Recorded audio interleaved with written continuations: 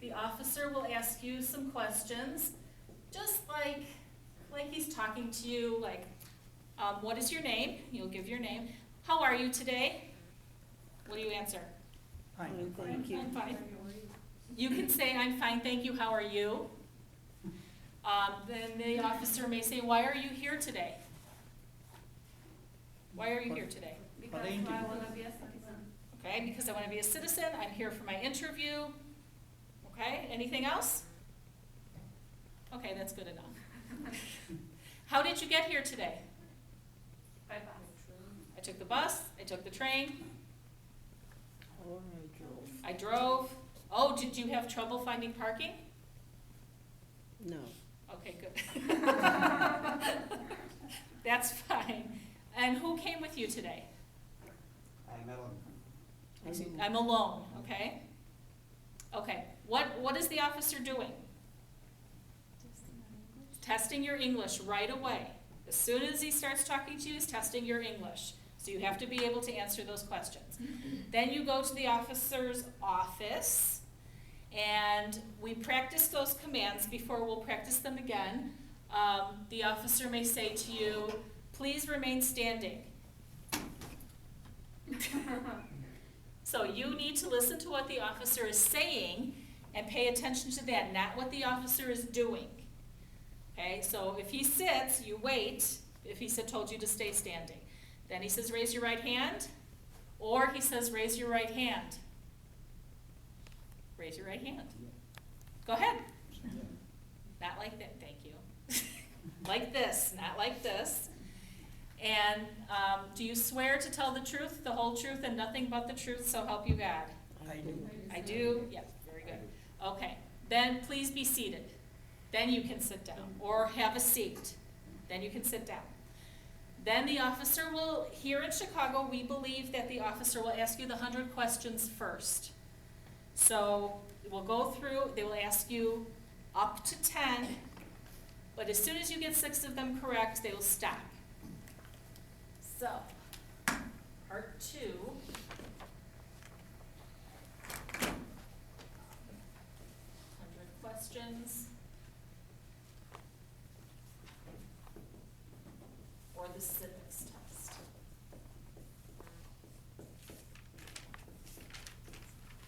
Okay.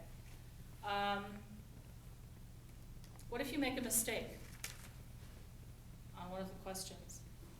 Well, then they'll ask up to 10. Yes. So you can. They will keep asking up to 10 questions. If you make a mistake on one, don't be nervous. You have 4 more tries. You still have more tries before there's a problem. Okay. Then the officer will give you the reading and writing test. Now, they say it's a reading and writing test. Remember, I say it's 2 different tests. Reading.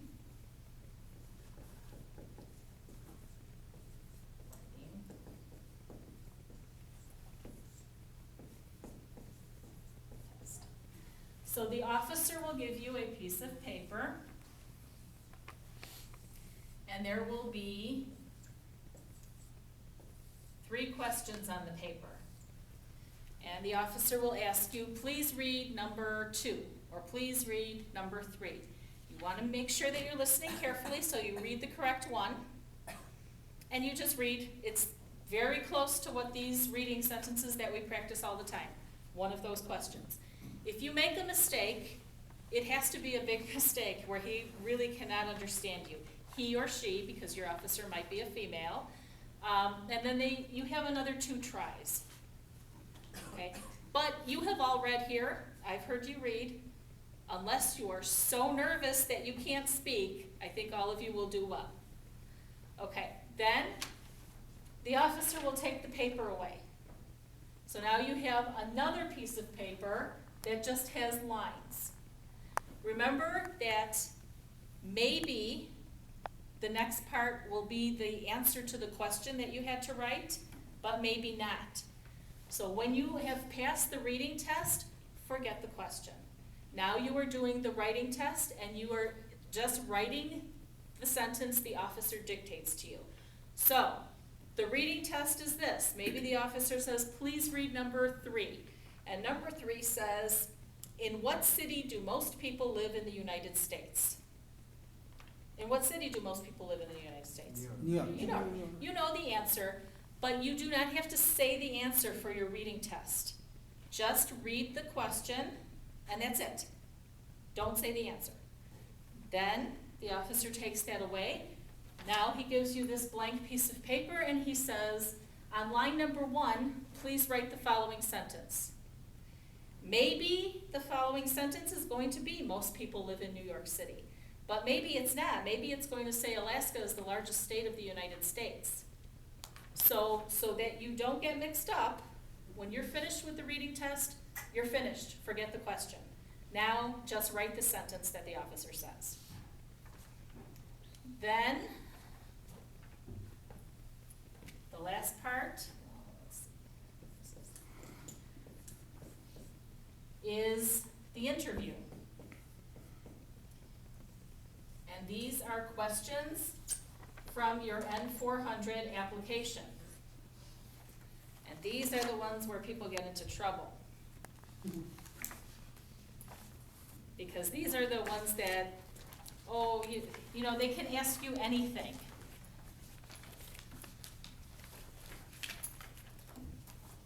So what you want to do in these N400 questions, you know most of the answers. You know your name, your address, you know all of those things. You want to very carefully listen to what the officer is asking you. Remember, if you don't understand a question, do not answer the question. Do not just say yes. You want to make sure you understand what the officer is asking you. If you don't understand, what can you say? Please repeat. Please Can you repeat. say this another way? Can you please say this, and I'm sorry, I don't understand. Can you please say this another way? And they will do it, but only a few times. Okay. Okay, any questions? And then, if you get through that part, the officer will tell you that you have passed your interview, and then you will have to sign documents, and then they will give you, most likely they will give you your swearing ceremony date that day. You may have to wait, you may have to go out back into that section where all those people are and wait maybe for several hours for your swearing ceremony date, but you will get it that day. Sometimes it's the next day, sometimes it's a couple of weeks. We don't know. Okay, any questions about this part? Okay. Let's go.